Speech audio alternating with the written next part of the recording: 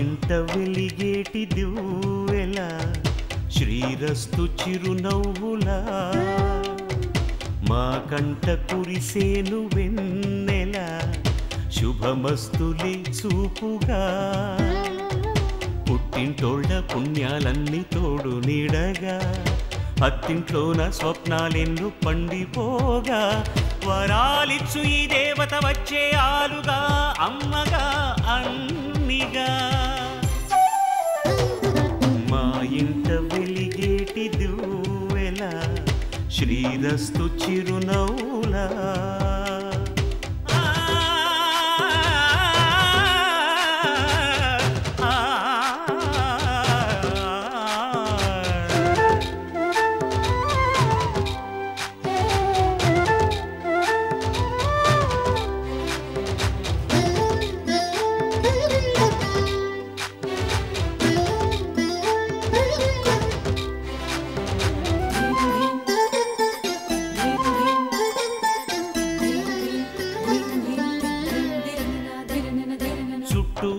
చీకట్లన్నీ కాటుక పెట్టింది తన కష్టాల కన్నీరు తానే తాగింది మాట మాట మంచి చెడ్డ మాలలు కట్టింది తన అమ్మోరి మెళ్ళోన మల్లిగా మారింది సహనంలో భూమాతై సహధర్మంలో సీతై సాగిల్ది ఒంటిగా పగలంతా ఇల్లాలై పతి కోరే ప్రియురాలై పండింది ఆ దేవతే మాకు ప్రేమాంకితం చేసేలి జీవితం ఎన్నడు మా ఇంట వెలిగేటి దివ్వెలా శ్రీరస్తు చిరునవ్వులా మా కంట కురిసేను వెన్నెలా శుభమస్తులే చూపుగా పుట్టింటోళ్ళ పుణ్యాలన్నీ తోడు నీడగా అత్తింట్లోన స్వప్నాలెన్నో పండిపోగా వరాలిచ్చు ఈ దేవత వచ్చే ఆలుగా అమ్మగా అన్నిగా మా ఇంట వెలిగేటి దివ్వెలా శ్రీరస్తు చిరునవ్వులా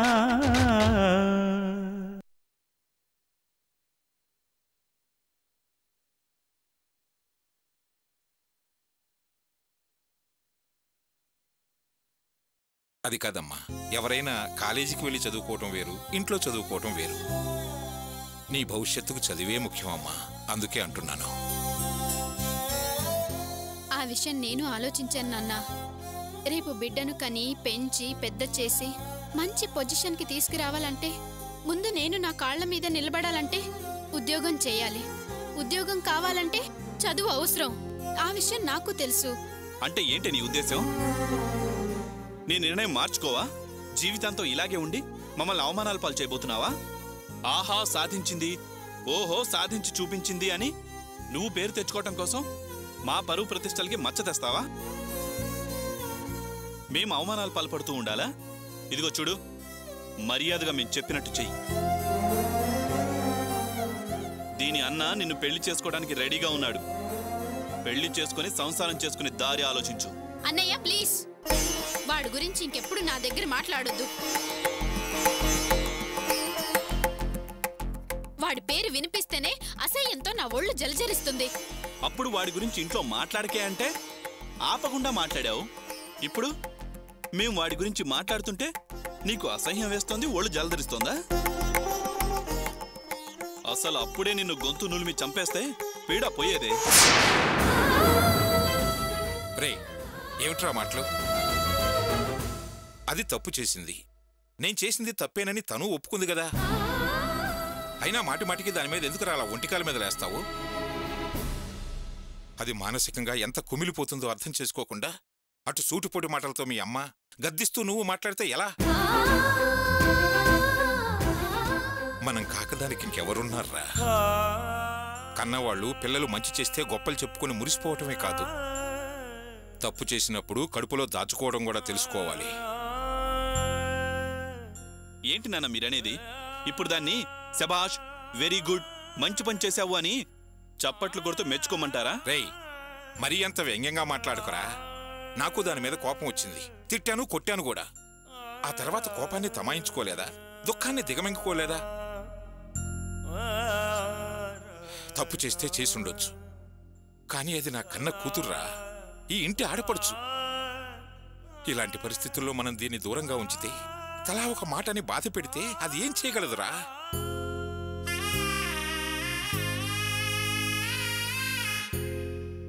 ప్రియా, వీళ్ళన్న మాటలకు నువ్వు బాధపడకమ్మా. ఈ నాన్నెప్పుడూ నీ వెంటేనమ్మా. నువ్వు ధైర్యంగా ఉండు, తినమ్మా. నాన్న, అందరూ అసహించుకుంటున్నా మీరు నాకు ధైర్యాన్ని ఇస్తూ ఓదార్పు మాటలు మాట్లాడుతున్నారు.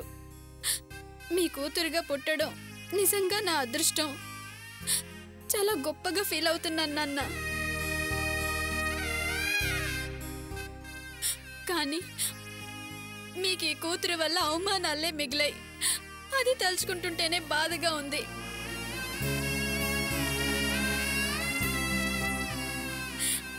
నేను చేసిన వెధవ పనికి సిగ్గుపడుతున్నాను నాన్న. నన్ను క్షమించండి నాన్న, క్షమించండి.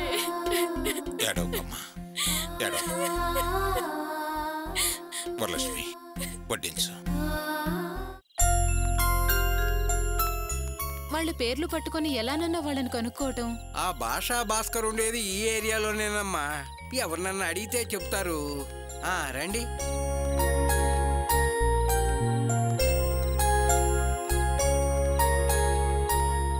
అక్క, ఖాతాలో రాసుకో. అడుగో భాస్కర్, రామ్మా రండి. ఒరే, నీ ఇంటి అడ్రస్ కోసం వెతుకుతున్నావురా. నిజంగా నువ్వు కలవటం మా అదృష్టం రా. అవునరా, గోపి అర్చన మీ ఇంట్లో ఉన్నారని తెలిసింది. మమ్మల్ని అక్కడికి తీసుకెళ్ళరా, మేము అర్జెంటుగా వాడని చూడాలరా. మా రూమ్లోనా? వాళ్ళు మా రూమ్లో ఉన్నారని మీకు ఎవరు చెప్పారు? అయినా మీరంతా ఏకమే వాళ్ళని బయటికి గంటేశారు కదా. మళ్ళీ వాళ్ళని వెతకడం ఎందుకు? వాళ్ళని చూడడం ఎందుకు?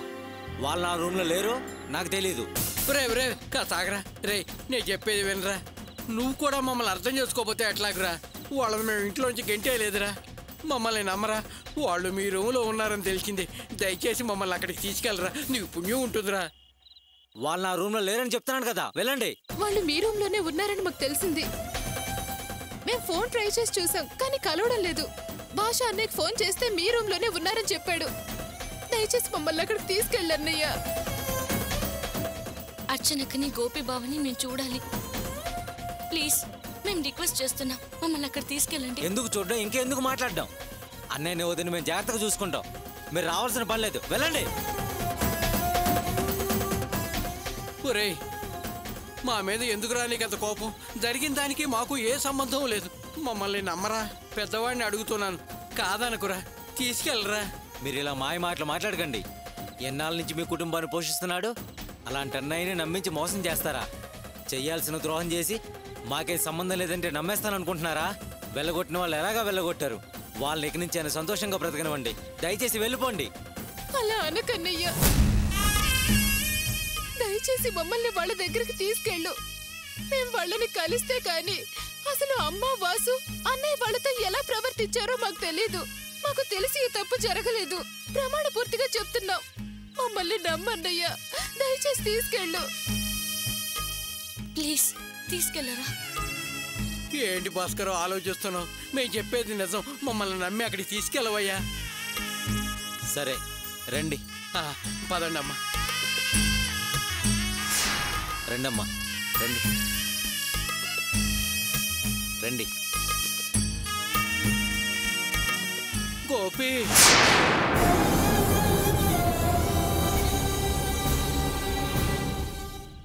అన్నయ్య,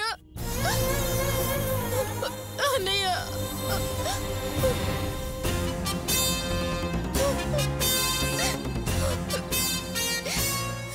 ఏంటన్నయ్య ఇది? వదిన్ని నిన్ను ఇలాంటి స్థితిలో చూడాల్సి రావటం ఏంటన్నయ్య ఇదంతా? గోపి, ఏమిట్రా ఈ దారుణం? నువ్వు ఇలా పరాయి పంచన ఉండాల్సి వస్తుందని ఏ రోజు నేను ఊహించను కూడా ఊహించలేదురా. ఏ రోజైతే మా అన్నయ్య ఇల్లు నీ పేర రాశాడో ఆ రోజే వాళ్ళందరినీ ఇంట్లోంచి బయటికి పంపించి వేయమని నెత్తి నోరు మొత్తుకున్నాను. అప్పుడు సామాన్లు సర్దుకుని వేరే చోటకి బయలుదేరుతుంటే నువ్వే ఆపావురా. ఎవరి పేరునుంటే అందరం కలిసే ఉందామని కనికరించి ఇంత చోటు ఇచ్చావురా. ఇప్పుడు చూడరా, వాళ్ళందరూ కలిసి ఏం చేశారో నీకు ఇంత చోటు లేకుండా చేశారు.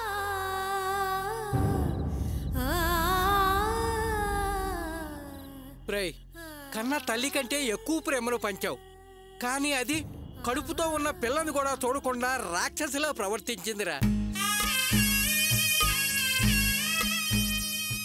ఒరేయ్, నువ్వు ఎవరూ లేని అనాథలా ఇక్కడికి వచ్చి ఉండటం ఏమిట్రా? నా కళ్ళ ముందే వాళ్ళు ఇలా చేసి ఉంటే అక్కడికక్కడే నరికి పోగులు పెట్టావంట్రా. నిజంగా నాకు భరించలేని బాధ వేసిందిరా. తప్పు చేశారా, వాళ్ళు పెద్ద తప్పు చేశారా. బావా, అక్క, దయచేసి నన్ను తప్పుగా అనుకోకండి.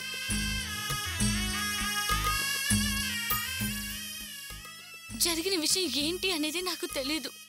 విషయం వినగాన్ని తట్టుకోలేకపోయాను. మీ అంత మంచి వాళ్ళకి అన్యాయం ఎలా చేశారు? అసలు వాళ్ళకి అన్యాయం ఎలా చేయబుద్దయింది?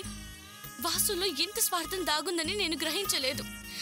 ఇంత దుర్మార్గానికి పాల్పడతాడని నేను అస్సలు ఊహించలేదు. ఎంతకాలం మా కుటుంబానికి అంతా మీరే ఎంత మేలు చేశారు. ఒంటి చేత్తో పోషించారు.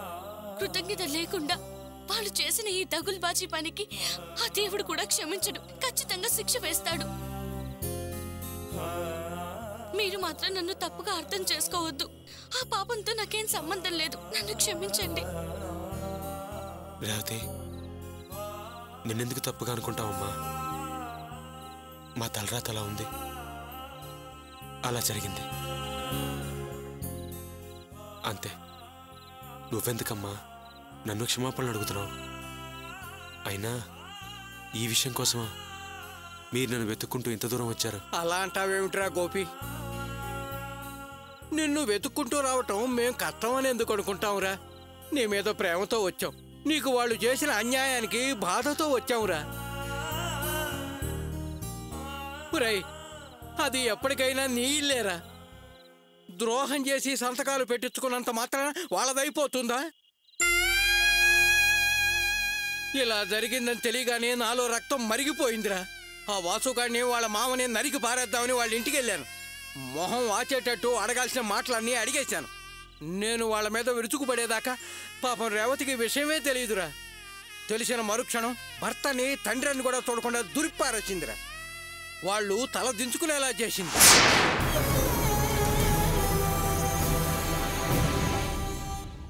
ఏనాటికైనా ఆ ఇల్లు గోపీ బావదేనని, వాళ్లే అందులో ఉండాలి, వాళ్ళిల్లు వాళ్ళకి అప్పచెబుదాం రండి మావయ్య అని చెప్పి వాళ్ళని ఎదిరించి వచ్చేసిందిరా.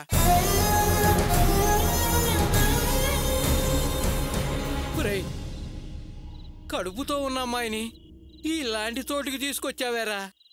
ఎందుకురా అందరినీ కష్టపెడతావు?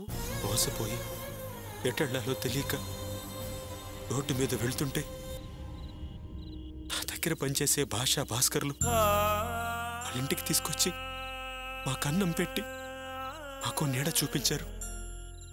వాళ్లే గనక లేకపోతే నేను ఈ పాటికి ఏ రోడ్డు మీదో ఏ చెట్టు కిందో గబ్బిలల్లాగా వేలాడాల్సి వచ్చేది. ఒరేయ్, ఏమిట్రా అంతంత మాటలని నువ్వు బాధపడి మమ్మల్ని ఇంకా బాధ పెడతావు? ఒరేయ్, నలుగురికి నీడనిచ్చి అలసట తీర్చే చెట్టు లాంటి వాడివిరా నువ్వు. నువ్వు ఉన్న చోటు దేవాలయం లాంటిదిరా. అలాంటిది గబ్బిలాలు అనాథులు అని ఆ మాటలేమిట్రా? రేయ్, అది నీ ఇల్లు కాదంటానికి వాళ్ళెవర్రా? రారా, వెళదా రారా. నాన్నా, నీకు దండం పెడతాను, దయచేసి మీరందరూ ఇక్కడి నుంచి వెళ్ళిపోండి ప్లీజ్. రేయ్, మిమ్మల్ని తీసుకెళ్దామని వచ్చిన వాళ్ళం మమ్మల్ని వెళ్ళమంటావేమిట్రా? అక్కడ మిమ్మల్ని రానివ్వకుండా ఎవరన్నా అడ్డుపడతారనా? ఎవరు కాదన్నా సరే నేను సహించలేనురా.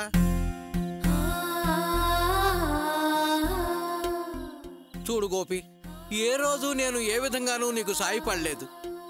ఆ విషయంలో నేను ఎప్పుడూ బాధపడుతూనే ఉంటాను. చూడు, నిన్ను అర్చన్ని అక్కడికి తీసుకెళ్లాలని వచ్చాను. నా బిడ్డకి నేను సహాయం చేశాననే తృప్తన్నా నాకు మిగులుతుంది. రేయ్, నిన్ను అక్కడి నుంచి ఎవరు బయటికి పంపించాలని చూసినా నేను చూస్తూ ఊరుకోనరా. ఆ వాసు గాని, వాళ్ళ మామ గాని, వాళ్ళ రౌడీలు గాని అడ్డం వచ్చినా సరే నరికి పోగులు పెట్టి జైలుకి వెళ్తాను కదా సిద్ధంగా ఉన్నాను. రారా గోపి, రా వెళదాం, రారా. అవునన్నయ్య, మనం ఇంటికి వెళ్దాం. అది మీ ఇల్లు. మీరుంటేనే అది ఇల్లు, లేకపోతే అది ఇల్లే కాదు. అక్కడ మీరుండి ఉండే అర్హత లేని వాళ్ళని బయటకు గెంటాలి గాని మిమ్మల్ని బయటకు గెంటే అధికారం వాళ్ళకెక్కడిది? వాసు సంగతి, అమ్మ సంగతి మేం చూసుకుంటాం. దయచేసి మీరు వచ్చేయండి అన్నయ్య, ప్లీజ్ అన్నయ్య. అవును బావా, ఇల్లైనా షెడ్ అయినా అవి మీవి.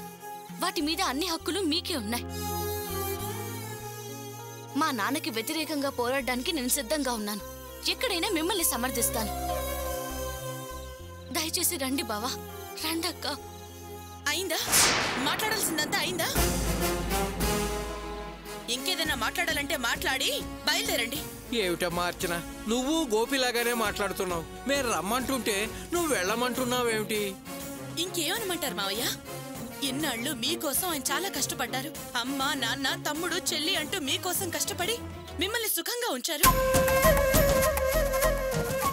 ఆయన మీ మీద చూపించిన ప్రేమకు మీరు బహుమానంగా ఆయనకిచ్చిన అవమానాలు చాలు. మళ్ళీ మీ ఇంటికి పిలిపించి మమ్మల్ని అవమానిస్తే అది భరించే ఓపిక మాకు లేదు. మోసం చేసి మాదనుకున్నది లాక్కున్నారు కదా, దాంతో ఎదగాలనుకుంటున్నారు కదా. నా కడుపులో ఉన్న బిడ్డ మీద ప్రమాణం చేసి చెప్పాను, మేము ఎక్కడుంటావో, ఎలా బ్రతుకుతావో, ఏ స్థాయికి ఎదుగుతావో మీరే చూదురు గాని. నా మాటల్ని నేను నిలబెట్టుకోగలనన్న ధైర్యం నాకుంది. ఎందుకో తెలుసా? మా ఆయనకున్న ఓపిక, ధైర్యం, కష్టపడే తత్వం మీద నాకు నమ్మకం ఉంది.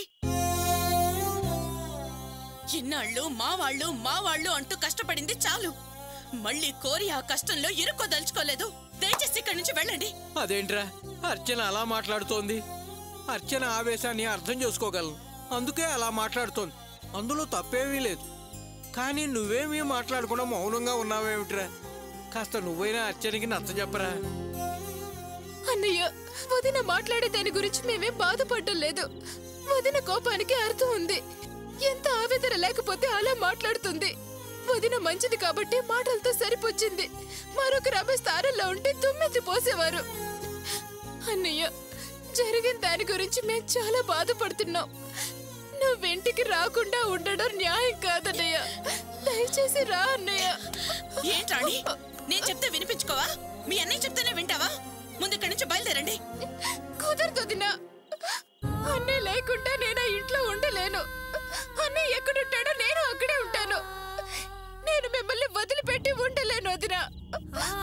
అన్నయ్య, నన్ను నీతో పాటు ఉండని అన్నయ్య.